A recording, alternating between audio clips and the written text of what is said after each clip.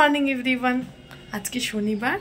আজকে সকাল সকাল উঠে স্নান টান করে রেডি হয়ে নিয়েছি আর যাচ্ছি নৈহাটি বড়মার মন্দির মাকে নিয়ে। চলো তোমাদেরকেও দেখাবো আর আমরাও ঘুরে আসি।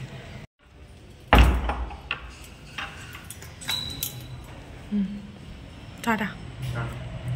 খড়দা স্টেশনে চলে এসেছি আমরা। এবার আমরা নৈহাটি লোকাল ধরব। দেখো ওইদিকে নৈহাটি লোকাল ধরে প্রায় 20 মিনিটের মধ্যেই নৈহাটি স্টেশনে পৌঁছে।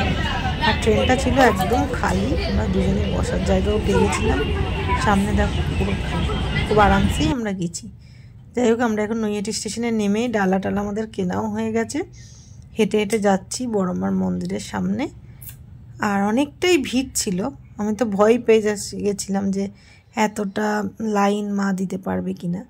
তারপরে দেখলাম যে না, একটা জায়গায় না বসিয়ে আমি গেলাম লাইন দিতে। এই যে সব যাচ্ছে দেখো, কত লোক আর কত রকম দোকান। এখনও খোলেনি, যেহেতু অনেকটাই সকাল ছিল, 9:30, কিন্তু অনেক দোকানও খুলে গেছিলো। ওখানে জুতো রাখা নিয়ে অনেকে খুব চিন্তিত হয়ে পড়েছিল যে জুতো কোথায় রেখে তারপরে পুজো দিতে যাব, কিন্তু ব্যবস্থা ছিল সুন্দর। এই যে সামনে লাইনটা, আমি এখানে লাইন দিয়ে আছি আর মাকে একটা দোকানে বসিয়ে রেখেছিলাম।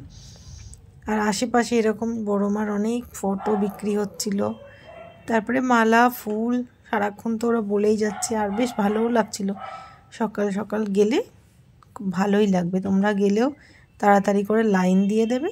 আর এই যে এখানে বসে আছে, এবার আমি পৌঁছিয়ে গেছি প্রায় মন্দিরের সামনাসামনি। মন্দিরের ভেতরে কিন্তু ভিডিও করতে দেয় না, তাই জন্য বাইরেই যা ছবি তোলা এসব আমরা করেছিলাম। আর মাকে আমি কখন থেকে ডাকছি যে একটু সামনে ঘোরো দেখি, তো দেখছি যে চিন্তিত হয়ে পড়েছে কোথায় জুতো রাখবে। তো যাই হোক, আমাদের পুজো দেওয়া হয়ে গেছে। ভিতরে খুবই ভালো ব্যবস্থা। সামনেখানটা গিয়েই দাঁড়িয়েছিলাম আমরা, পুজো দিয়ে এখন আমরা বেরোলাম। আর এই সামনে সিঁদুরের রাখা ছিল, ওখানে আমরা সিঁদুর টিঁদুর নিলাম। প্রসাদ সবই দিয়ে দেয়, এখানে তো কিছু নেয় না। যাই হোক, পুজোটা দিয়ে বেশ ভালোই লাগছিল। এখন আমরা বাড়ির পথে রওনাও দিয়ে দিয়েছি। আর ওখানে লাস্টে আমি কিছু ফটো অ্যাড করলাম, যেগুলো আমরা ওখানে তুলেছি। তোমরা সবাই ভালো থেকো, সুস্থ থেকো, বড়মা সবার মঙ্গল করুক। আর সবাই একবার করে বড়মার মন্দির দিয়ে ঘুরে এসো।